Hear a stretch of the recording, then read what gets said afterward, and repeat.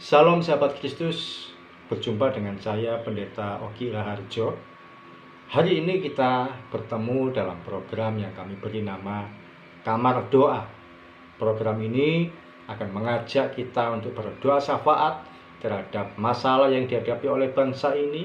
Kita bersyafaat untuk bangsa dan negara, dan juga kita akan membacakan kesaksian-kesaksian yang masuk yang Anda alami dalam perjalanan Anda bersama dengan Tuhan Yesus. Kami juga membuka diri untuk mendoakan setiap pergumulan yang Anda hadapi. Oleh karena itu, kalau Anda ada pergumulan yang rindu untuk didoakan bersama oleh kami dan tim kami, silakan tuliskan di kolom komentar yang ada di kolom YouTube ataupun secara pribadi, yang kami akan berikan nomor HP atau juga secara DM di Instagram dan berbagai sarana yang ada, email dan sebagainya.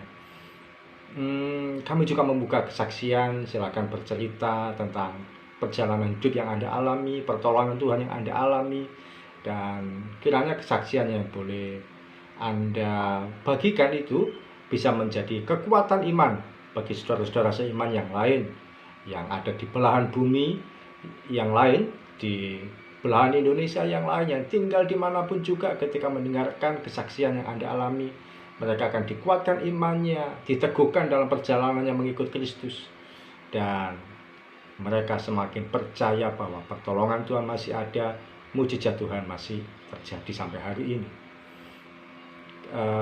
Mengapa program ini kami beri nama Kamar Doa? Kamar Doa karena Yesus sendiri mengajarkan kepada kita untuk kita berdoa di kamar-kamar secara tertutup. Sebagai dasar firman Tuhan, sebelum nanti kita berdoa syafaat bersama untuk topik doa yang akan kita doakan untuk bangsa dan negara, izinkan saya membaca firman Tuhan sebagai dasarnya, yaitu di Matius pasal 6 ayat yang ke-6. Matius 6 ayat 6, firman Tuhan berkata, "Tetapi jika engkau berdoa, masuklah ke dalam kamarmu, tutuplah pintu dan berdoalah kepada Bapamu yang ada di tempat tersembunyi. Maka Bapamu yang melihat yang tersembunyi akan membalasnya kepadamu." Tuhan Yesus sendiri mengajarkan untuk kita berdoa lebih baik itu di dalam kamar yang tersembunyi, dan kita menaikkan doa kita, permohonan kita kepada Tuhan. Mengapa demikian? Supaya tidak banyak diketahui orang. Artinya kita tidak memamerkan kehidupan iman kita secara sembarangan pada orang lain.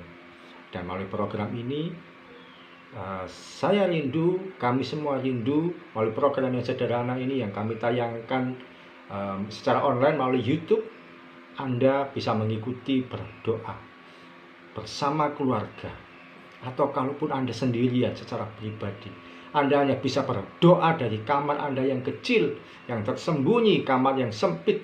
Tapi dari kamar yang kecil, yang sempit, yang tersembunyi itu, Anda menjadi berkat bagi bangsa ini. Kita tidak punya apa-apa yang bisa kita berikan. Mungkin Anda merasa tidak bisa melayani seperti orang lain, tidak bisa berkhotbah, tidak bisa penyanyi, tidak bisa bermain musik, atau tidak bisa melakukan apapun karena keterbatasan fisik Anda. Tapi Anda bisa berdoa, Anda bisa menabur doa untuk bangsa ini, untuk pergumulan yang dihadapi oleh bangsa ini. Dan kalau permasalahan yang dihadapi oleh bangsa ini didoakan oleh orang-orang yang memiliki kerinduan hati yang luar biasa, maka akan ada pertolongan untuk Indonesia, akan ada mujizat besar untuk Indonesia. Tangan Tuhan yang ajaib itu akan terjadi atas bangsa Indonesia. Karena itu kami beri nama Kamar Doa, karena dari kamar Anda akan lahir suatu perubahan, akan timbul satu pemulihan, akan terjadi kebangunan rohani atas bangsa ini, dimulai dari seorang yang berdoa di kamar yang sempit, kamar yang kecil, kamar yang tersembunyi, tapi dilahirkan dari hati yang besar yang mau berdoa untuk bangsa Indonesia. Hari ini ada pokok doa yang akan kita bawa dalam doa bersama, dalam doa syafaat yang bersama. Yang pertama, kita berdoa untuk kondisi banjir di Semarang. Seperti kita ketahui bahwa sejak hari Sabtu 31 Desember 2022, kota Semarang mengalami banjir yang sangat parah. Banjir rob istilahnya. Curah hujan yang tinggi menyebabkan aktivitas warga terganggu, perekonomian lumpuh, dan lalu lintas pergerakan kereta api pun terhambat. Kita berdoa supaya banjir di kota Semarang makin surut, tidak ada banjir tambahan.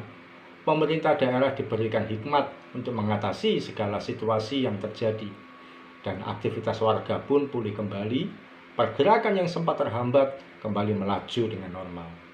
Dan yang kedua, berita yang kita terima hari ini, Senin 2 Januari 2023, kita prihatin bahwa tepatnya sekitar pukul 3.30 dini hari waktu Indonesia Timur terjadi gempa bumi di kota Jayapura, Papua dengan kekuatan gempa 4,9 magnitudo. Gempa tersebut menyebabkan kerusakan di sejumlah bangunan, diantaranya hotel dan rumah sakit. Sampai pukul 11 siang waktu Indonesia Timur telah terjadi gempa susulan sebanyak 61 kali.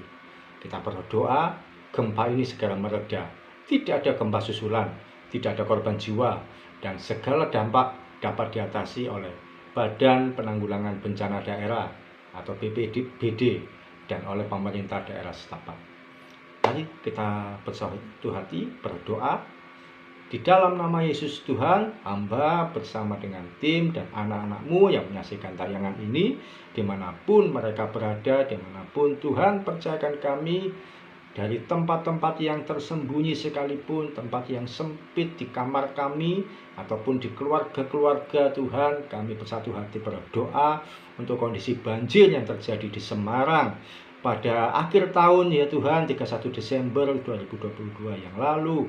Kota Semarang mengalami kelumpuhan karena ada banjir Tuhan, hampir di seluruh kota ini Tuhan terjadi banjir, sehingga menyebabkan aktivitas warga terhambat, lumpuh, kereta api pun juga tidak bisa melintas. Hamba berdoa dalam nama Tuhan Yesus, banjir segera surut, tidak ada lagi banjir tambahan, tidak banyak kerusakan.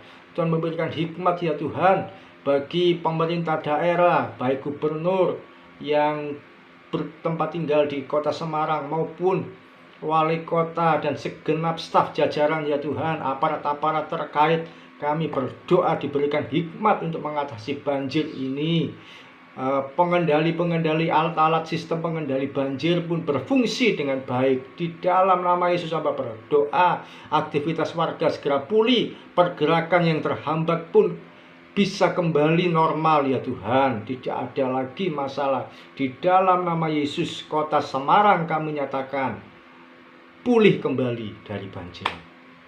Dan hamba berdoa ya Tuhan, pada hari Senin ini kami mendengar berita dari saudara-saudara kami yang ada di Papua. Mereka mengalami gempa dengan kekuatan 4,9 magnitudo. Di awal Januari ini Tuhan terjadi gempa dan menyebabkan kerusakan di sejumlah bangunan umum. Tuhan hamba berdoa di dalam nama Yesus, gempa segera mereda, berhenti, tidak ada gempa susulan, tidak ada korban jiwa, dan semua dampak dapat diatasi oleh aparat-aparat terkait, khususnya oleh BPBD, Badan Penanggulangan Bencana Daerah Papua, bersama dengan pemerintah daerah setempat, baik pimpinan yang di atas sampai ke bawah. Aparat-aparat terkait bisa mengatasi, memberi kenyamanan bagi masyarakat yang ada di sana. Di dalam nama Yesus, Papua ada dalam kasih setia Tuhan. Terima kasih Tuhan Yesus, kami berdoa, pulihkan bangsa ini, nyatakan kasih setiamu, khususnya untuk Semarang dan Jayapura. Dalam nama Yesus kami berdoa dan mengucap syukur. Amin.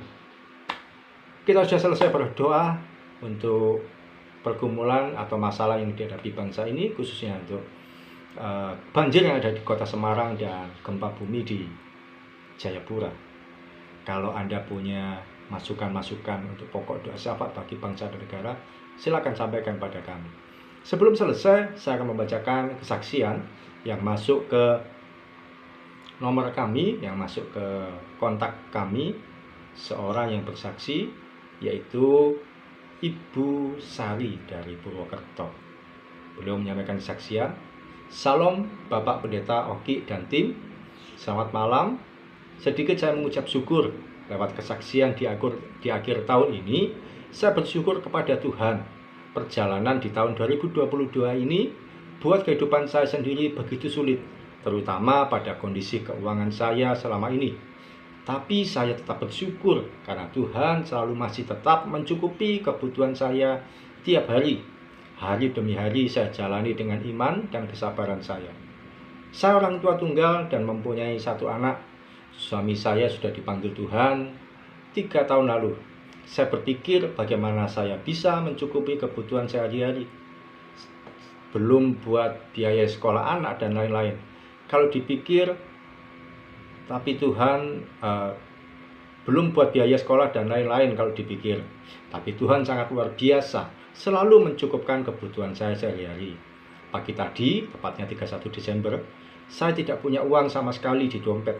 Ada uang 5.000 dan beras pun habis. Saya hanya bisa mengucap syukur dan berdoa, Tuhan, hari ini beras sudah habis.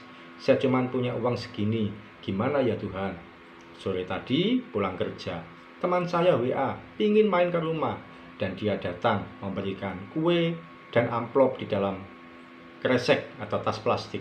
Setelah dia pamit pulang, saya buka, ternyata ada 2 amplop yang berisi uang. Puji Tuhan, saya mengucap syukur sama Tuhan sambil menangis.